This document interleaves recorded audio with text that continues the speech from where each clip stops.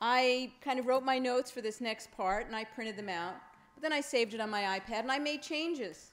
And the changes are on my iPad. But I forgot to save it locally, and I'm not getting a connection. And it's on 3G, but I'm not getting it, and my internet connection is lost. So I'm going to go back to my written notes and hope that you'll just miss the good stuff that I added afterwards. But anyway, so there's the cautionary tale. Always save it locally, because you can never count on it, even though it's 3G and not Wi-Fi. But okay.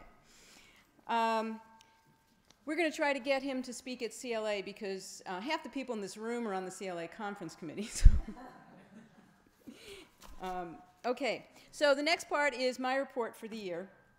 And I have to tell you all, this is the easiest job in the world. Don't be afraid to take it on, because people that do all the work are Linda and Terry and Donna and the staff at PLP. So please join me in giving them a round of applause. I just show up for executive committee meetings, maybe a phone call to go over the agenda that they've already written. They even wrote a little speech for me, but I changed it. I'm going to turn this down again. I think we're getting feedback again. So we'll take it down again. See, I learned how to do that. I'm a quick learner. So it's, I'm sure it's been an interesting year for all of you. I know it has been for me in the last few years. I think that's the one way to describe them. But in the executive committee and in PLP, we've persevered.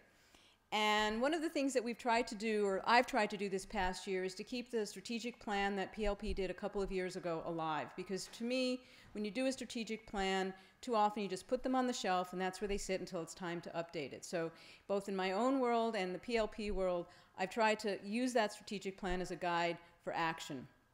So at each executive committee meeting, we have reviewed the plan, and we've used it as a basis for our action plan for the year.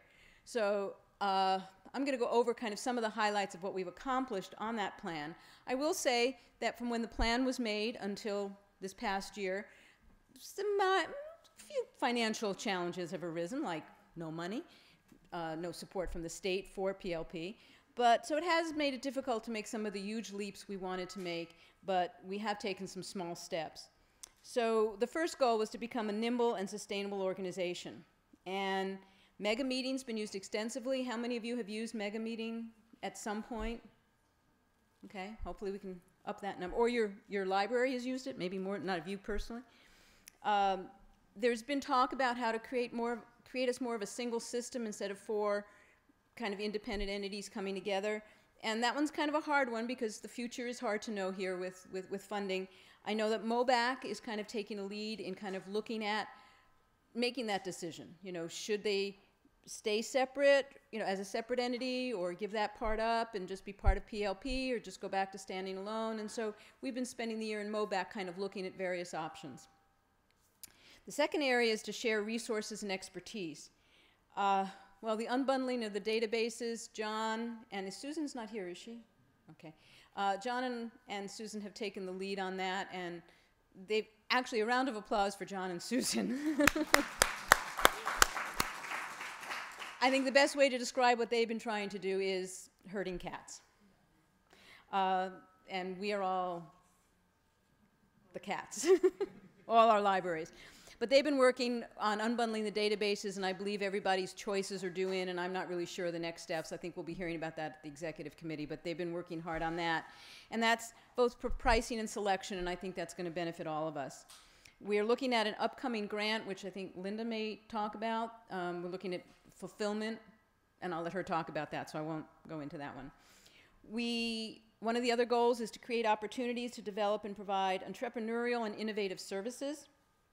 And here's where we have to congratulate Peter Liu of the Monterey Institute of International Studies. One of the goals was to be able to kind of cataloging in foreign languages for all of us, because we can't all have on staff people able to catalog in various languages. So I understand that at the executive committee this afternoon, we're going to be considering a proposal from Peter, and he's going to be offering for a nominal fee, to catalog in Chinese, Arabic, French, German, Japanese, Korean, Russian, and Spanish. Did I get them all?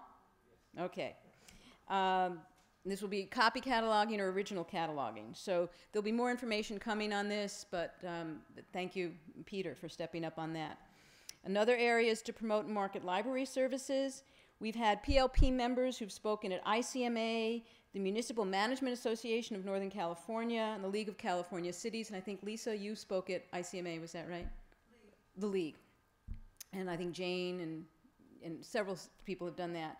Well, the idea was that we want to stop just talking to ourselves at library conferences, but get our story out into the worlds we live in with cities and counties. We have clings with the new PLP logo. Here's the Vanna White part, which you can pick these up as many as you like for your library, depending on how many branches you have or doors you want to put them on. They're at the back table. So this is just another way to promote who we are. Another area goal is to advocate for libraries on a state and regional level on behalf of PLP members, and lots been happening in this area. Luis Herrera from San Francisco and Jane Light are on the State Libraries Vision Committee, and I believe we have a, oh, Linda is too, and we have a meeting coming up, I believe that's the meeting in Sacramento on June 4th, to discuss that. Julie Pasalacqua and I are chairing the CLA conference. John and Kathy Sanford are chairing the program committee. Who else am I missing from the program, from the conference committee that's on the executive committee? Is anybody else on the conference committee in this room? Anybody want to be? No, it's a great group. And I know many of you will be involved as well. As you know, the conference is here in San Jose in November 1st to 3rd or 4th or yes, Julie.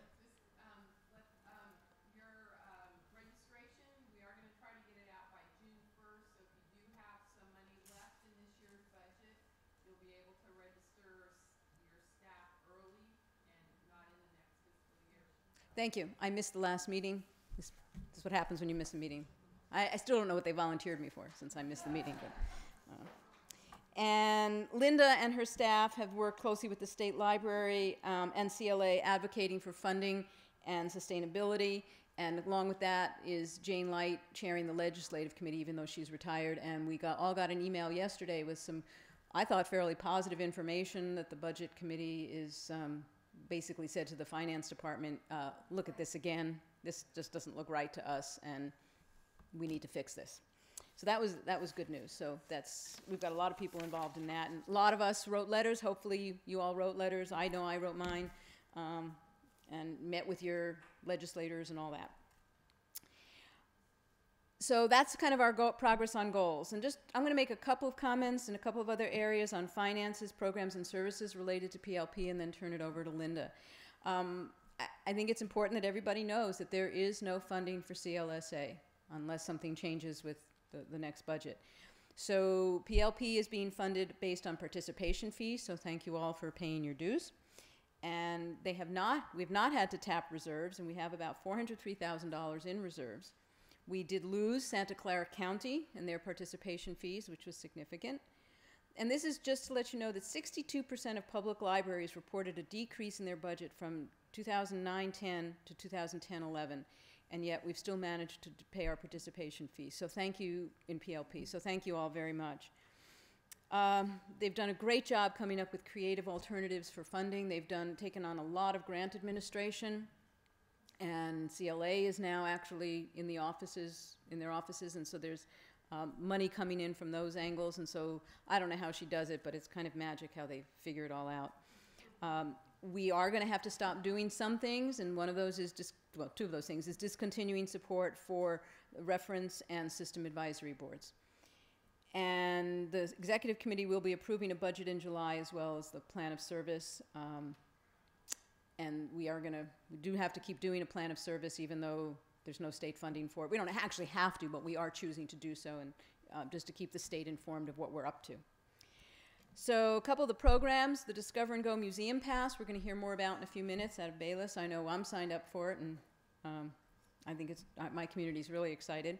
The petting zoo is still available on request, so don't forget that the petting zoo is out there. Remember, the petting zoo is all the iPads and iPods and different e-readers and all that you can check out, and you can have a training with your staff and then train the public.